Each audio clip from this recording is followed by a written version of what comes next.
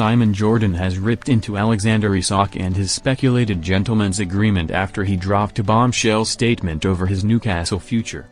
Amid the PFA Premier League 2024-25 awards, 19th of August, unsurprisingly, a certain Mr Isak did not turn up due to the continuing discontent of allegedly not being allowed to leave the Magpies.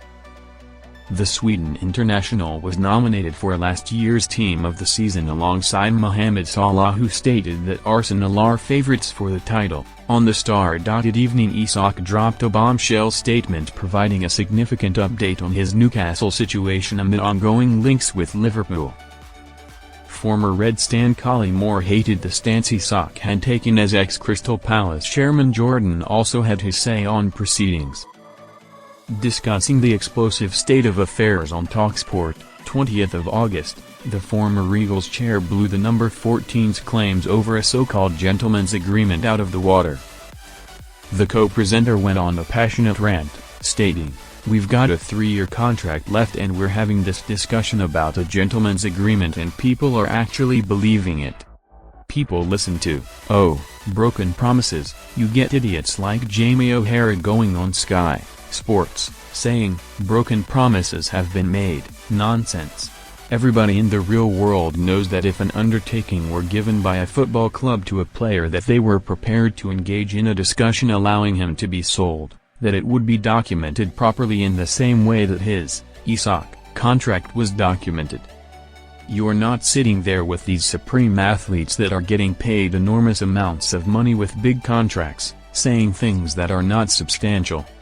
Simon Jordan embarked on an explosive rant dismissing the gentleman's agreement claims Newcastle players must be completely bemused by the Alexander Isak situation.